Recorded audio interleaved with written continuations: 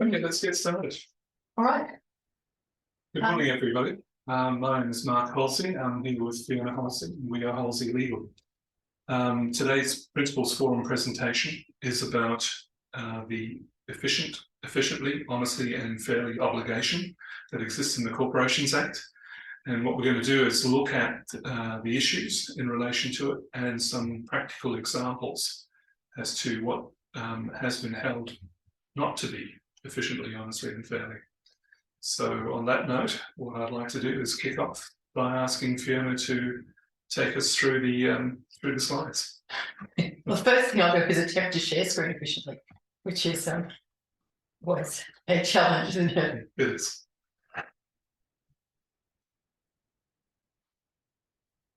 Okay, I think that's working now. Looks good. It appears. Yes, it says participants can see your screen. Okay, that's a good first step. Okay. All right. So as Mark said, today we're talking efficiently, honestly, and fairly, and because it's a really basic obligation, isn't it?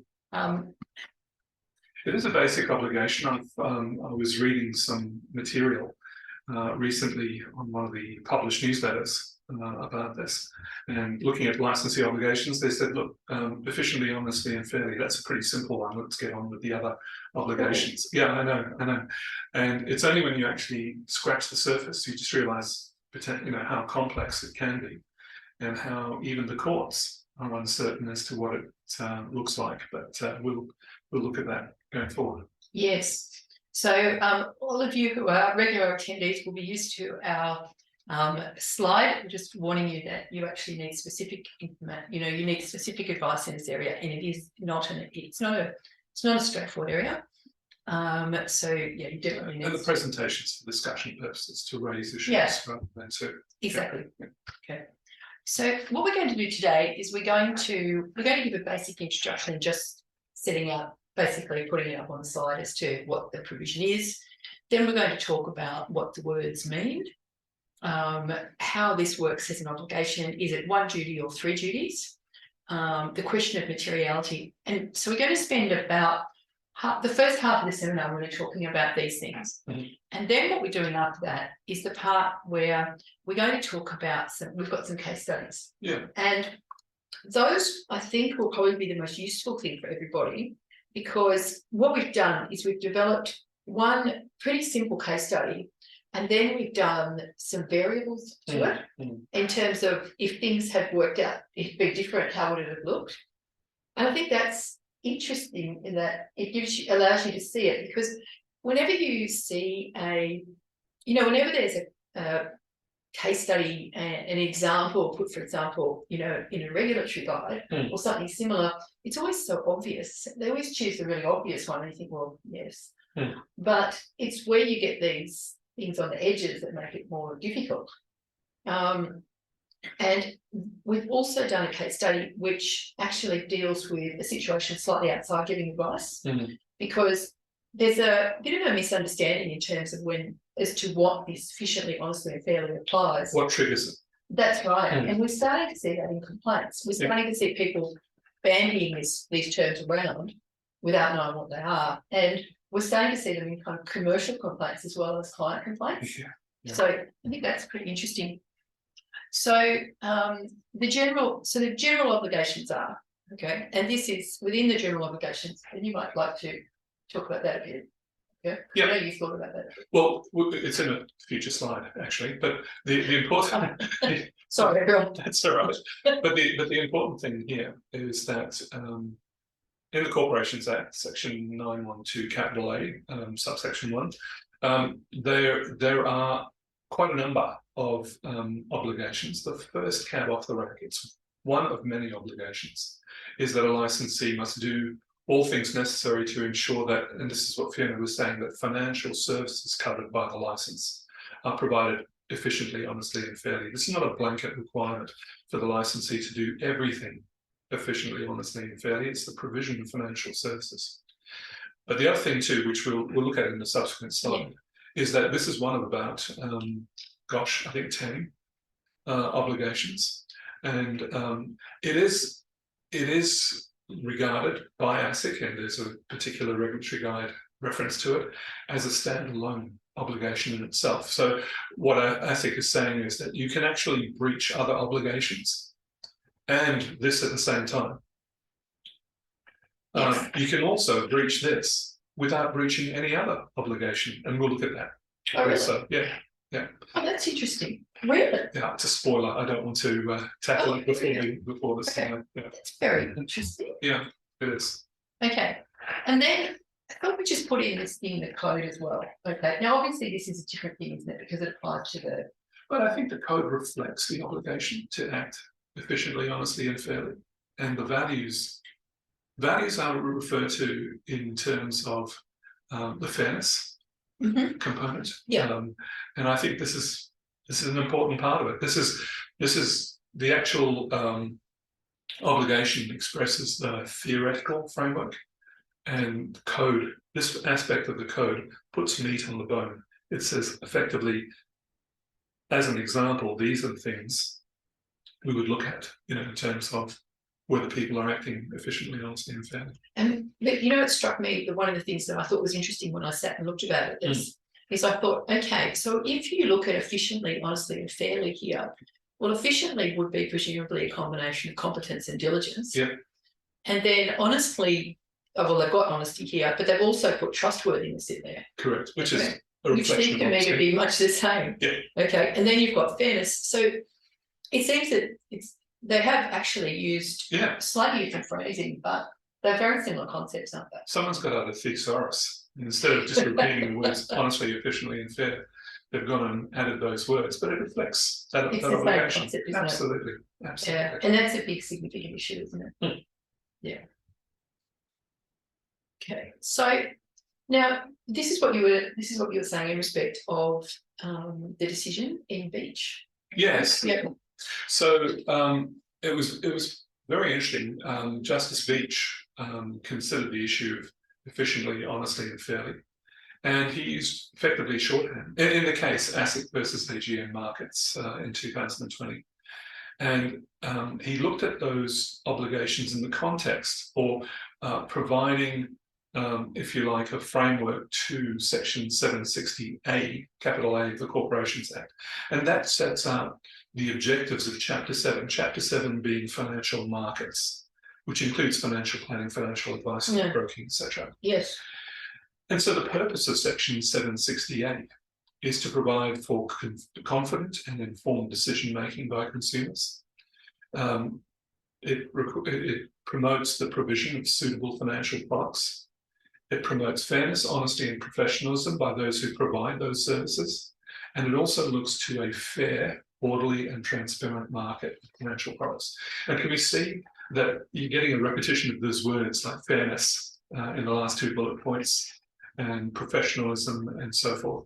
So what this is saying effectively is the obligation is efficient, honestly, and fair, but it promotes the objects of Chapter 7 of the Corporations Act being those 4 bullet points. So they all feed on themselves. So what's the purpose of all that? Well, arguably, if conduct or activity by a licensee fails to promote those 4 bullet points, then using the logic of Justice Beach, you would regard that as potentially a breach of the efficient, honest, and fair obligation. Okay.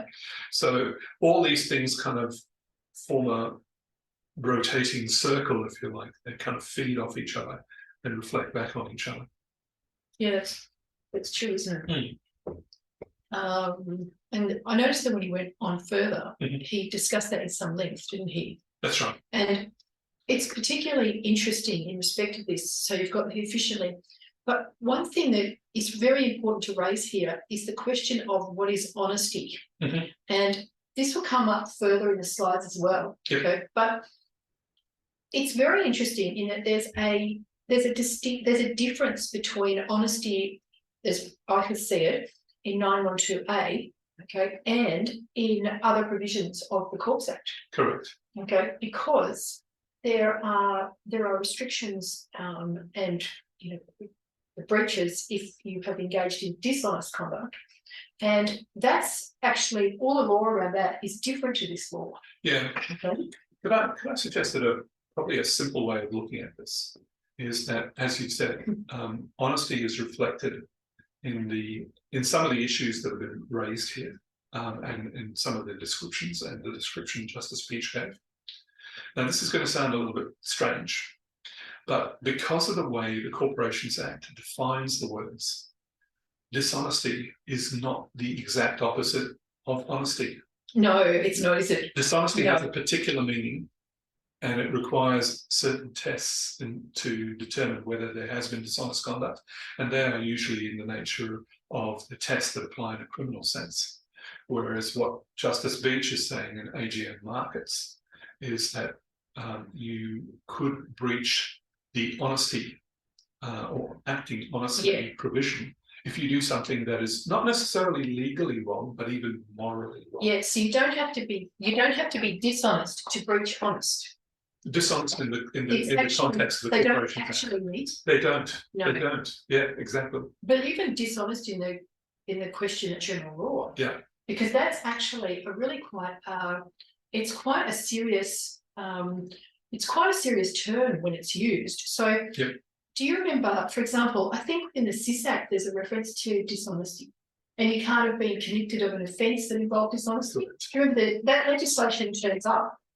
That wording turns up in different places. Actually, it's very important, because if dishonesty was under this provision of the Corporations Act the opposite of honesty, then if someone has not acted honestly, if they were regarded as acting dishonestly, they'd be kicked out of the financial services industry, because that's the basis of a banning. That's right. So that's the important thing to look at here. So honesty here in this context of 912D is, it doesn't, oh, sorry, doesn't constitute something that is necessarily legally wrong. Can do.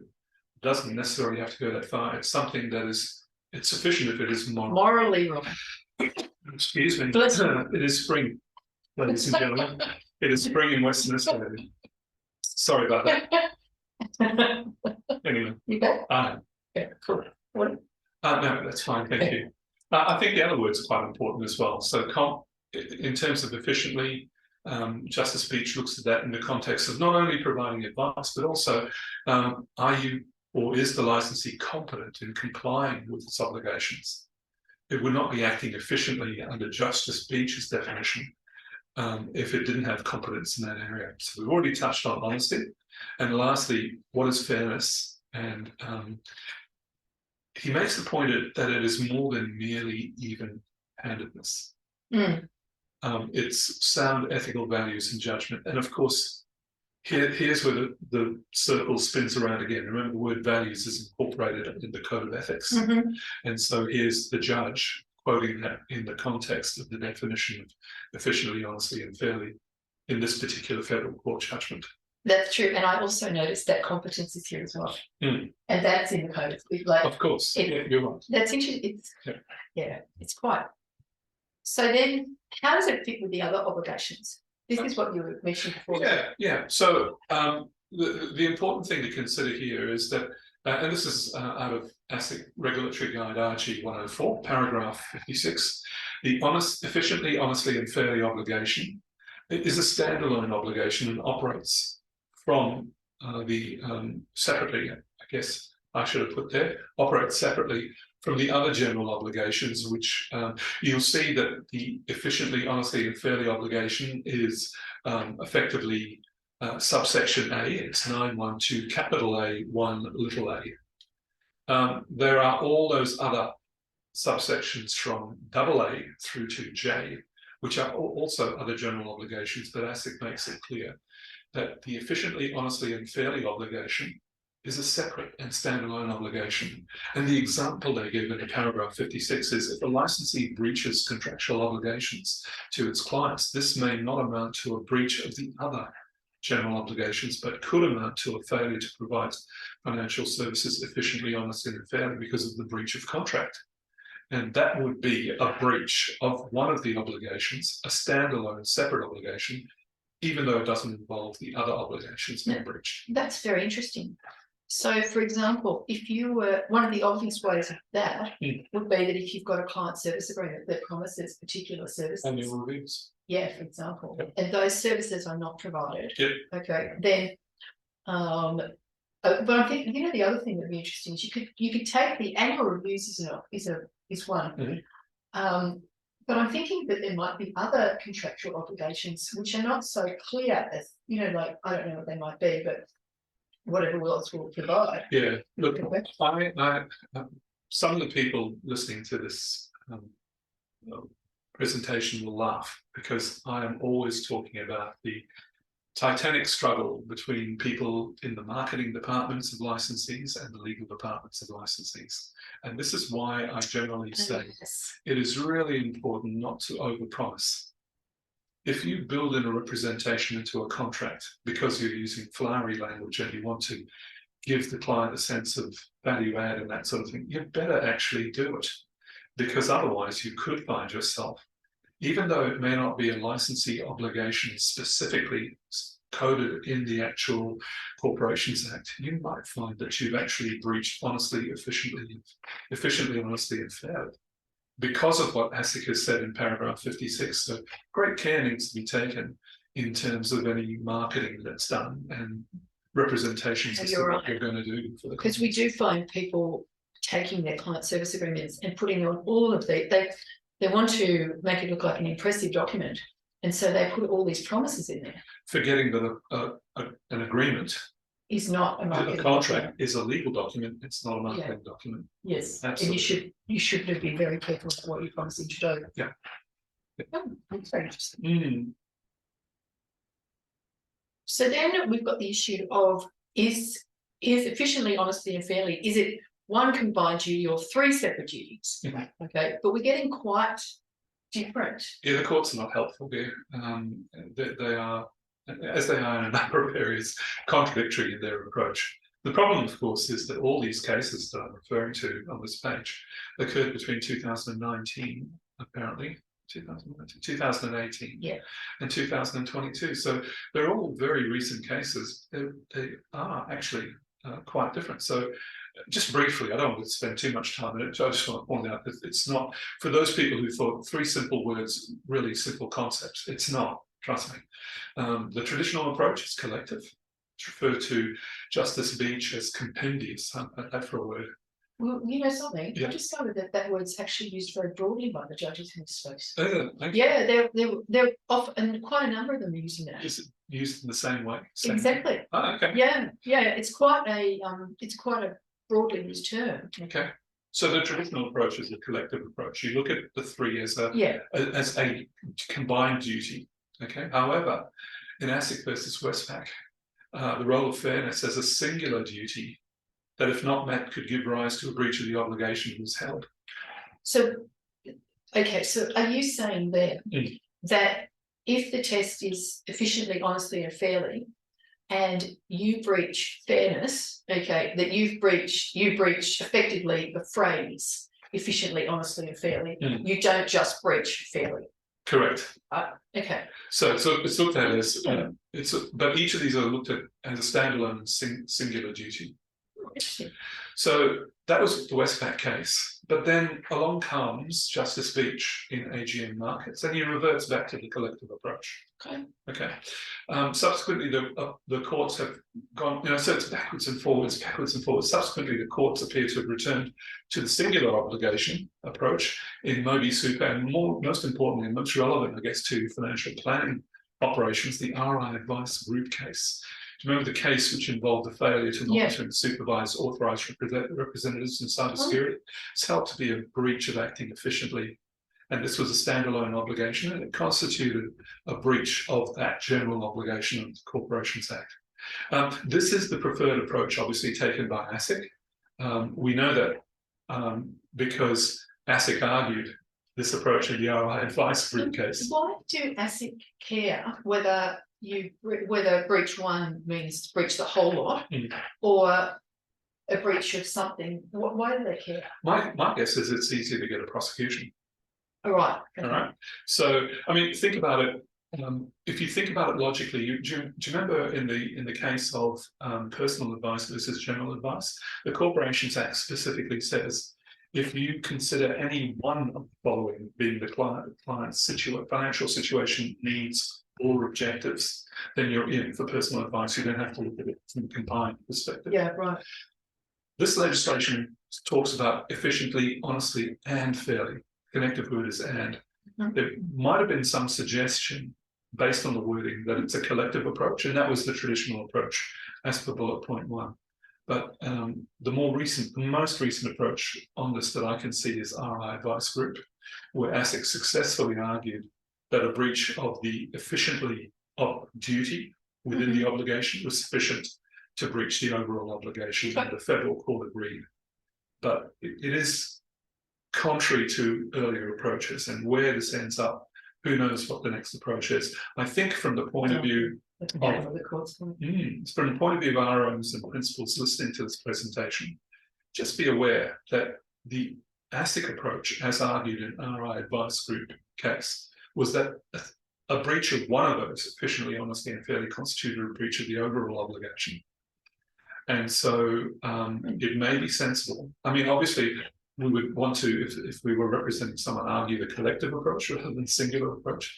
But in terms of putting your compliance plans together, just be aware that you're potentially vulnerable if you breach one of those, because that's the approach ASIC's taking. Okay. And it's supported by the federal court in the RI Advice case. Okay. Then we've looked at the question of how this actually will work in practice, because you always have this. You know, you've got the question of when you've got effectively technical issues, okay, and then you've got what someone's going to do about it, okay. And so your question is going to be, what does ASIC think about in terms of have they got a breach of this obligation? Yeah. And so there are a number of. And will they pursue it? Yeah. Okay, because I mean, the reality is 3,000 licensees out there, 2,000 advice licensees, somewhere out there in the country. Sometime this week, someone breached efficiently, honestly, and fairly. You know, 15,000. More than one, I expect. 15,000 advisors. Someone's done it. Will ASIC go after anything that they see necessarily? They've got limited resources, and effectively, our sense of what has happened and what we've seen boils down to something along these lines. It's a kind of materiality test. They're not going to go after necessarily every single case that comes across their desk. You know, the other thing is that the materiality actually determines whether it's breaches or whether it's an issue or not. Okay, so if it's you know, a couple of isolated things, it doesn't actually cause the issue of the efficiency issue. And I've seen that. So look at that more. But there is that as well. Absolutely. It actually isn't just. As you say, that all the stuff is it's like a kind of a garden where all the plants interact to create a biodome. Interesting. But in terms of materiality, the sort of things that ASIC will look at is how many clients were impacted, what is the level of harm, how serious was the conduct. These are two separate issues. I mean, obviously, it's serious conduct if people were harmed, but it can also be serious conduct if not specifically anyone was harmed. So someone falsifying documents, which no one necessarily acted on, being forgeries, they take that pretty seriously. You'd hope so. Yeah. So the next one is, was the incident avoidable? And this goes to efficiency. You know, were your systems adequate? The next one is really important. Has the licensee sought to remediate client detriment?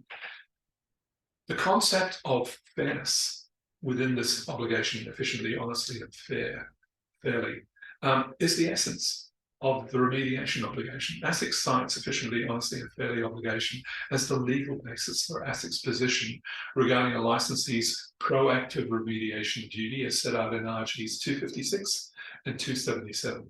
ASIC asserts that a duty arises when it comes to the attention of the licensee. And it doesn't require a client to notice the issue and complain to the licensee. And that's why we say it's proactive. I mean, it's reactive if the client complains, but ASIC requires a proactive approach to remediation. Its position seems to be that the voluntary self-reporting of remediation arises from the honest and fair duty components of the obligation. And I guess lastly, is the breach required to be reported to ASIC, and if so, has it been reported? And that goes to competence and efficiency. Competence in respect of knowing your legal obligations. Yeah, completely. So we looked at, you referred briefly to ASIC in the Commonwealth Bank, and this was an interesting case, and it's also one of the issues about the legislation involving efficiently on, the case law involving this, is that we've got some situations where what's happened is that particularly large AFSLs are effectively not arguing with ASIC when it comes to the cases. And so we actually have got quite a number of cases which look like they give a particular outcome, but when you look at it, it's actually been agreed between the licensee and ASIC. And I think that a lot of our clients will have seen situations relatively in the last couple of years where you've had the same large licensees who are often agreeing with ASIC here. Just rolling over, aren't they? They're the ones who have actually been frequently paying out incredibly large remediation amounts, often in situations where it's questionable as to whether they needed to or not. And sometimes we've had quite a lot of advisors who've contacted us, and they've been authorised reps, and they've been genuinely concerned about the scale of the refunds that have been made, because they're concerned that whether these large licensees will then pursue them for them. And we've seen quite a bit of that. And in one case, I saw a single client refund of more than $600,000. Right. And it was just, and the advisor was terrified. Yeah, of course. So that was quite, but the ASIC and Commonwealth Bank case is an interesting one in that, in this case, CBA did not just do an agreed facts with ASIC. So what they did is they actually put up a defence. Okay, and this was interesting in that it's one of the relatively small number of these cases where it was actually fully argued. And they won. They did. The big ASIC. They did. Okay, so this was a case, and it was only handed down last year. And Justice Downs said that the section does not require perfection. The fact that you have... Sorry, so these were mistakes made by the CBA? Yes, they were in respect of monthly account fee waivers. Okay. And they, so they had not done that in a situation where technically they should have. And Justice Downs said that making some mistakes was not enough to create a problem here. There's 7 million mistakes there. Yes, it is quite bad.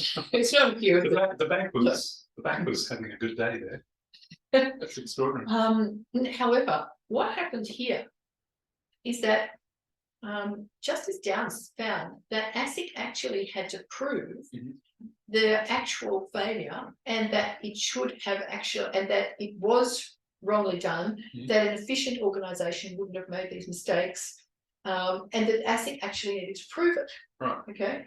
And what he held that simply stating this fact that this had occurred was not sufficient. Right. That what had happened is ASIC hadn't joined up the dots in the case, because in a case, it's not enough to just allege a fact. You actually have to pull it together. Well, you have to prove it, okay? But you also have to pull together what the consequences of that are, okay? So, for example, if you're looking at a case which involves somebody running someone over, okay, it's not enough to just say they ran them over, okay? You've actually got to show that there was fault associated and that there was damage. It's not enough to just say a person is dead in the middle of the road, okay? And effectively, that's what happened here. ASIC said, well, they've not done this on 7 million occasions, therefore it's, okay? But by failing to bring it all together, the case didn't come together. And that it's simply showing something, it's not sufficient. You have to be able, ASIC has to be able to show and say that this was inefficient because an efficient organisation would have had in place a system which picked this up. And that's your reference to evidence of a relevant comparator. That's right. Yes, exactly. Okay.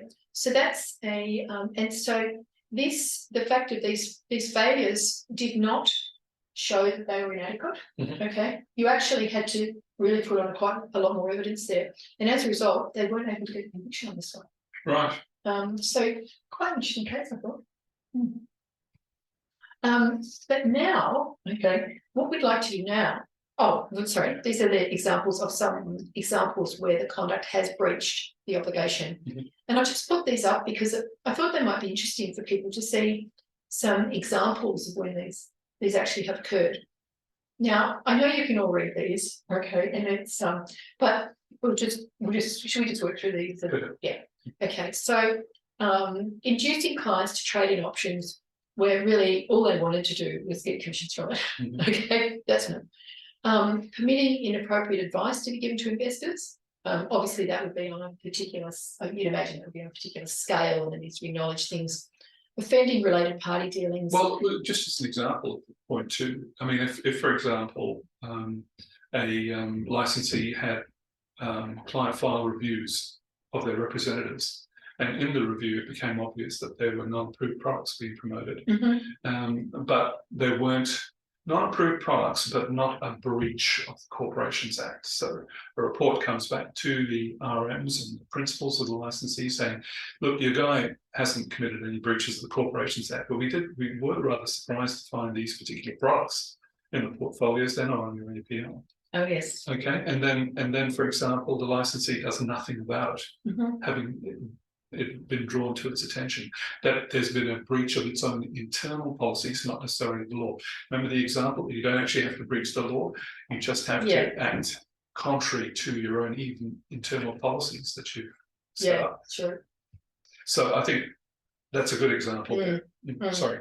Yeah, no. What I might do is you can see the general concept there, but I might keep moving on because I really want to get to those case studies. Absolutely. Because I think that's what's really. Oh, great, here we go. Here we are. Okay. All right. So what we're doing here is that in the next half hour, we're going to be doing a lot of focus on this particular case study. Okay. So if there's only one thing that you pay attention to in this seminar today, okay, it would be good to pay attention just to this slide. Okay. Because the other case studies are going to build on this. Okay. So we've got different variables about it. Okay. So really this one, please look at this.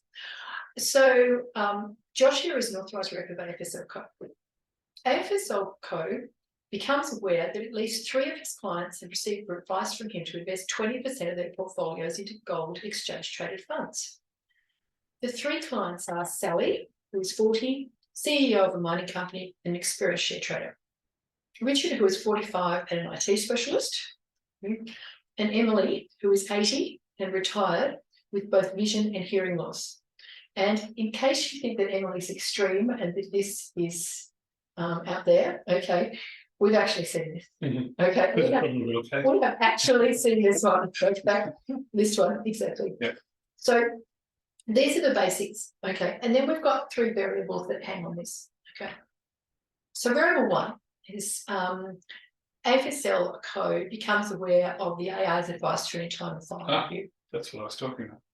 Sorry. Is that jump down? Okay, good. Okay. The AFSL Co quickly undertakes a review of all of his clients to determine if other clients have received similar advice, and finds to its relief that has not occurred. So it's only these 3 clients are involved. It then considers whether the advice provided to the 3 clients is in their best interests, and determines through a well-designed audit process that this specific advice was sought by Sally. Okay, she was always interested in this. She had a strong view in gold. She knew what ETFs were. She actually sought this. But then Joshua, having seen this, having actually become aware of these products through Sally, then decided to provide similar advice to the other 2 clients. Okay, who are obviously in very different circumstances. So it's AFSL Co has checked. So firstly, in the second paragraph, you see that they looked at Joshua's clients, okay, and then they did a broader check to make sure that it didn't have its other ARs, making similar recommendations. Good. So in no sense could you say that AFSL Co had put its hand in the sand. No. Okay. Sally decided after receiving further advice that she's comfortable with gold ETFs. Richard and Emily decided they prefer more conservative investments. AFSL code takes the necessary steps to unwind the gold ETFs through tube penalty. Fortunately, in this case, the ETFs performed well. So that's a general happy outcome. Mm-hmm. So has AFSL code acted efficiently, honestly, and fairly? Well, I think you'd have to say it's done. Certainly, there has been a process that identified the issues, so that's sufficient. Once determining it, they went further to make sure the scope of people operating outside the APO, that would be efficient. Mm-hmm. And then they started, it appears, remediation immediately. So that's both honest and fair. Yes. So I think that they would meet I think that's honest, efficient, and fair obligation based on that. I think so too. The other thing I think is interesting about this is to actually go back earlier in the process as well, okay? Because you know how we also are looking at the actual making of the investments to start with, okay? And the fact that it's such a small number of clients and that it's one, it's one for most rare. And it turns out that one of the three investments, one's okay anyway, and the other two aren't.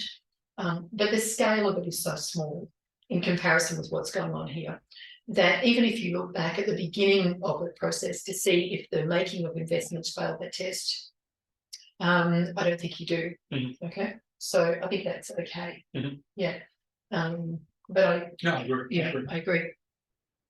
So it involved a small number of clients. Just excuse me, please.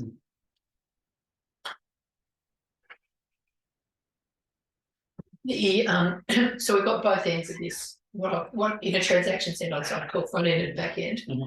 Small number of clients. It's not so this is not enough to click it over into a problem. And then at the end, when you no losses. Well, that's been handy as well. Yeah, I mean that's what you always hope for. Well, remember you're looking at one of the things that ASIC looks at is harm. Yeah, that's true. So there's no harm. No. Okay. Variable two. Variable two, remember we're using the same facts though again. Now this is completely different.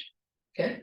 So the AFSL Co is not surprised to learn the recommendations, as the directors of AFSL Co have decided that all clients will benefit from the 20% exposure to gold ETFs, regardless of the characteristics and wishes of the client.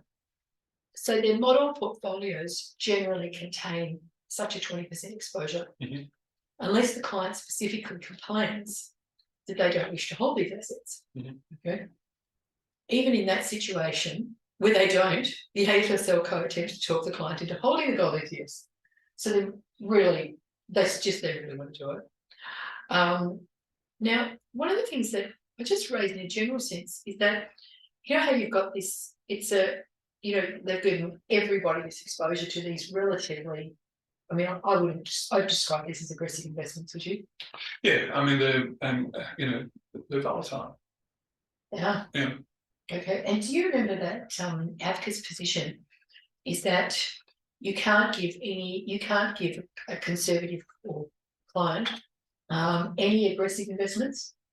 Do you remember they did that? Remember they did that on those, that if you've got a client who is a low risk investment, low risk client, that you can't put in a bit of spice without them really being involved in it? Yeah, actually, a long time ago. Look, I've worked on a number of complaints that go back to the Securitor days and something called basis capital. That's what I was thinking. Okay, so this was AFCA's predecessor, FOSS. Yeah. And the argument put forward for the advisor was that, it's the nutritional argument. It's all part of a balanced diet.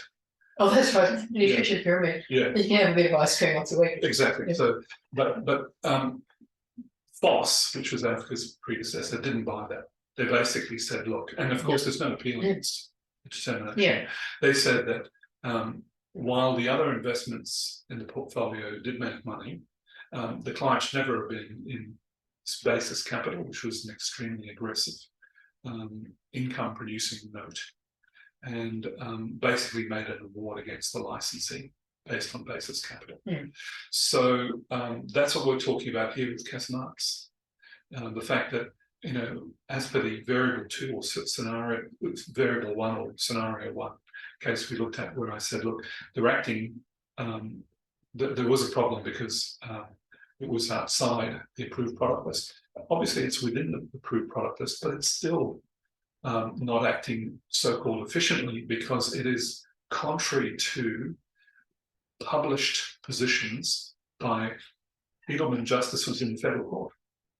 It's acting contrary to a federal court judgment in terms of appropriate asset allocation. There are court cases that have considered the appropriateness of asset allocation. So it's not inefficient because it's outside the licensee's own APL. What it's saying is the licensee's APL is inefficient as such because it's contrary to known published legal obligations, both in the federal court and in AFCA. Yeah, and that's the problem. And so yes, and in this case in Casamavis, this is quite, because a lot of the cases we're talking about are in the last 5 years. Yeah, but this is further back than that. And what not much further back. Oh, that's true. That's true. But what he looked at was that the systems within store were so effectively designed for these situations, which were just so dangerous. One size fits all. And that they were so dangerous that itself, and as you say, as one side, so they were not customized advice. Okay, that they were such serious departures from standards of performance advice that they involved a failure. And I know the wording on this looks really funny, but this is actually the wording from the judgment. Okay, even though it looks really strange, standards of performance advice, but that's what it says. That they involved a failure to ensure the financial services themselves were provided efficiently, honestly, and fairly. So that's why I thought that was interesting in respect of this variable 2, that they've got this consistent approach of this 20% exposure, regardless of what somebody is appropriate for someone. There's a good reason to take Justice Edelman's comments more seriously. You'd always take a judge's comments seriously, but it's now on the High Court. He is. So, yeah. Yeah. I think he was on the High Court like in his mid-40s. It's incredible. Yeah. He's like God, really, isn't he? So then we've got variable 3. Okay, and this is back to the same case study. Okay, and in this case, so we're dealing with Emily, and she's the 80-year-old who has hearing and vision loss. Okay, and her son Charles becomes aware of her holding, and he contacts the RM of AFSL Co to have a chat about holdings in the ETF. He is clearly under a mistaken impression that somehow the ETF is an appropriate investment for Emily. He's been reading investment articles, and he has somehow mistakenly determined that gold is a conservative investment. Okay, and he's decided that, and so he's just, with a little knowledge being a dangerous thing, has determined that that's what it is. So the RM listens to Charles, is aware of his misunderstanding, but doesn't correct him. He doesn't, however, say anything to Charles which is actually technically incorrect, and he doesn't assert that the ETFs are conservative investments. Okay, but it's obvious from what Charles is saying that Charles doesn't have the faith idea. Okay, and that he is trying to look after his mother. And this is not actually, when you look at these variables, we've actually drawn all of these from cases we're aware of. And I've worked on quite a lot of matters over the years where what you've got is you've had people who've done some reading on the side, and they thought that somehow they knew what was going on, and actually their level of knowledge has been really low. And it's been very easy to manipulate them because they want to look smart and clever in front of the financial advisors, and they want to give the impression that they know what they're doing.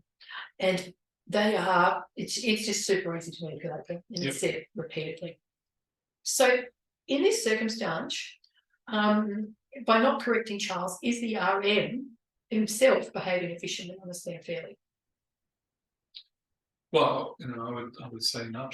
I think so too. Well, one of the things too is that if you sort of dust off the old courses we did back in our day when we were studying contract, I remember an old case, which I can't remember the name. I'm sure my notes in it were written on papyrus. It's not long ago. Yeah. But silence can be a misrepresentation. And that's true. Yeah. Yep. So by sitting there and watching a person, and the concept of mistake and contract. You know, you're watching a person. Yeah. You know, there's no meeting of minds because the person has misunderstood the issue and misunderstood the characteristics, for example, of what they're buying or what they're holding, and that sort of thing. And there is an obligation, effectively, in relation to well, there it is there. To be honest. Yeah, that's right. And so and that comes back to the question of, do you remember when we looked at this right at the beginning, we were looking at morally. Okay. Morally sound. And I think it's even more so here because you know that Charles is looking after a very vulnerable person. Yeah. And morally, it's just, I mean, you can almost describe it, it's just not a book, is it? No. It's just a very inappropriate. The other thing too is that while it is a conversation with Charles, is not the client, and it's the client. If there is a basis there upon which a reasonable, in this case, RM, a reasonable RM realizes that there is going to be reasonable reliance by the client on what is being passed on to her by a person that she will rely on, her son, etc., then effectively it is, in effect, acting dishonestly in respect of the client. Yeah, you can see it from the moral. With that very broad. Yeah, because we do look at the issue of dishonesty in the latter bullet points. Yeah. And we have concluded it doesn't cross the threshold of dishonesty, which would cause a criminal prosecution or offence under the Corporations Act. But by the same token, 912A1A, acting efficiently, honestly and fairly, is a provision of the Corporations Act. We'd argue there's a breach of that. And now the Code of Ethics has been incorporated into the Corporations Act under Section 922. It's arguably a breach there as well. But we're kind of deviating a bit there. Sufficient to say that we believe that the RM's conduct we both think it is a breach of the efficiently, honestly and fairly provision. Yes. Now the next question is, okay, if that's the case and it's only done it once, okay. But what we see, okay, what we've got as a whole, okay, is I suppose it depends. Do we have a situation where we've got AFSL code as a whole, and it's got, and say it's got the process of 20% of everyone goes into gold ETFs.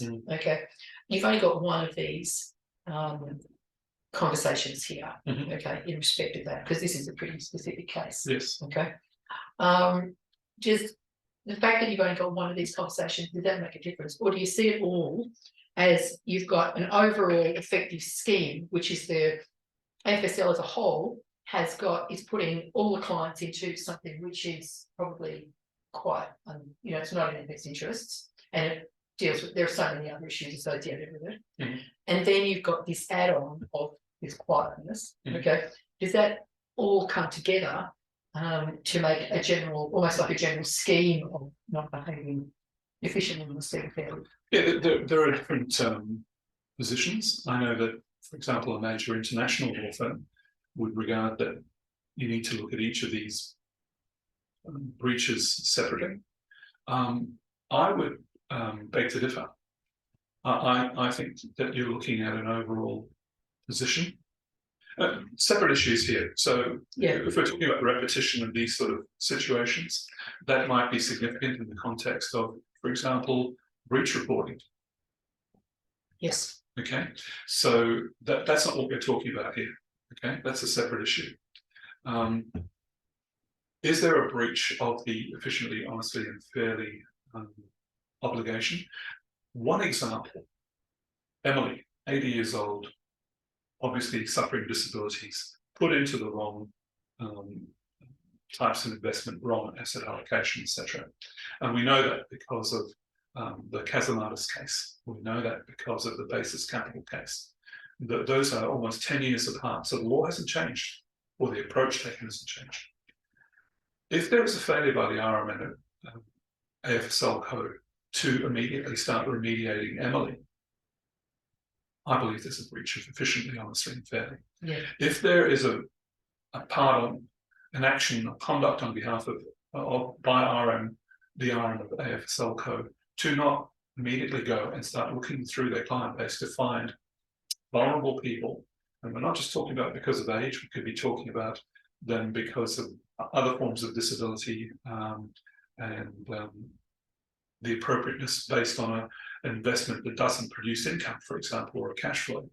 If they don't actually go through and look at the portfolio, say, actually, the 20% gold holding here is not applicable to these people. The concept of the proactive remediation envisaged in RG 277, then I believe that they breach the honest and fair obligations under the Corporations Act. So I think there are a number of ways of looking at it. I know where you're coming from in terms of looking at it holistically, looking at the scale of things and that sort of stuff. But I think it's sufficient that there are instances of this, there are obligations that are kicked in. If the licensee went about sorting those out, then possibly there's not a breach. But the fact is that there isn't a large cluster of these people. That's only one aspect of a breach. I think that if you look at all the issues, while it may not arguably be a problem based on relative harm and this sort of thing, particularly if gold ETFs have performed well and there's no consumer detriment, etc. I think there are nevertheless instances there where you could identify breaches because of the other obligations. But that's what I thought. What are your thoughts? Yeah, I think the whole thing comes together. I think the whole thing does come together. I don't think you can see them separately in that way.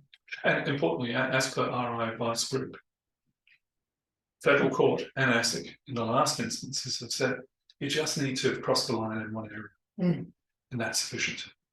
Yeah. One thing though is that if I take it back to the CBA case, is that ASIC's going to have to prove that firstly that the investments are not in the best interest, etc. Okay, and secondly, they're going to have to prove that this actual behaviour here does actually also.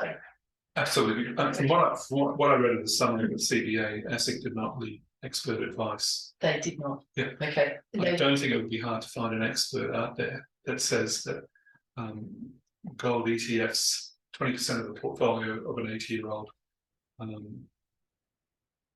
basically it's not deaf and blind.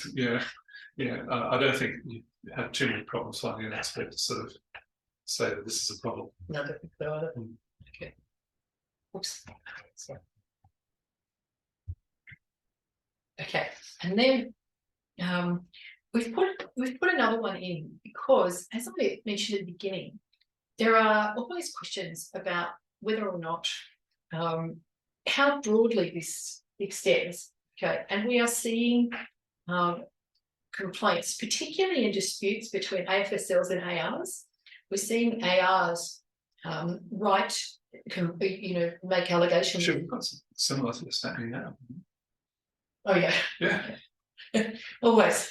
There's always stuff going on. So we have a situation where you've got authorised, and this is happening, as you said, all the time, and authorised reps are making complaints that the AFSL is not treating them honestly, efficiently and fairly. So in this case, it's in dispute with an employee, Nigel.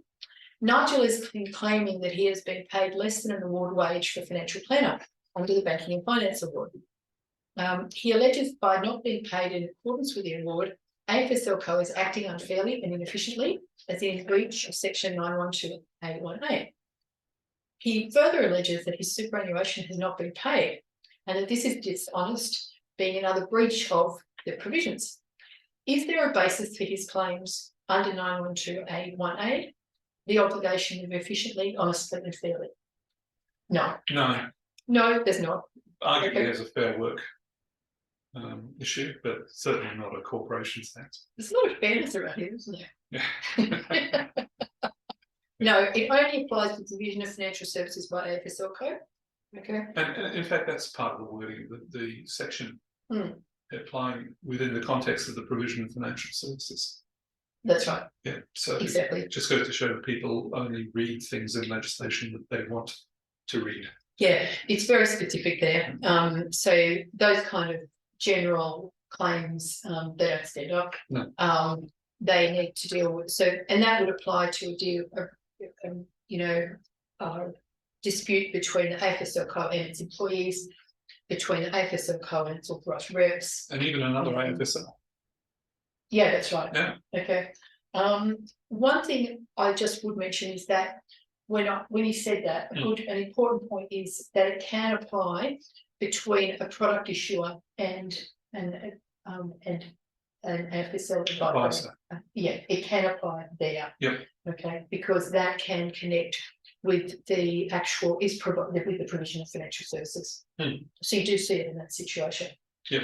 But I think that covers what we set out to cover today. I think it does. And I found it a useful and interesting process to consider something which is really basic in a sense, and we think we know what it is, but when you actually sit down and look at the law, it's there's a bit more there than you think. Yeah, like I said, firstly, I read some articles about this which seem to, from other people working in this area, the compliance and legal area, that thought it was a fairly simple area to consider, which I knew that there was always going to be more complexity. I didn't realise how much more complexity and how much uncertainty based on the contrary court cases in the federal court.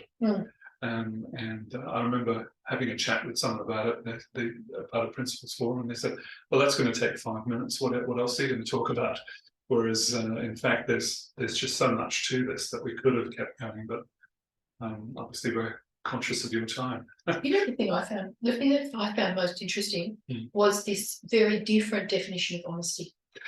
That was really interesting to me, because I had a case a couple of years ago where it was a big case by an investor, and they're running it in court, not in AFCA. And they alleged dishonest conduct by my client on the grounds of having made particular recommendations. Okay, and we looked, and there was nothing on dishonest conduct, and we actually made them remove it from the court documents because they didn't have any evidence of dishonesty. Whereas if they were, if you were looking at this moral concept of honesty, it's a very different thing to dishonesty, which involves, theft, lying, that kind of thing. Well, I can say is it's a pretty good thing they didn't listen to our podcast before putting their claim together. Anyway. Okay, well, look, thanks to everyone for participating, and we can't see you, but if we could, we would have liked to see you, and we hope you have a great week. See you, everyone. Thanks. Okay, bye.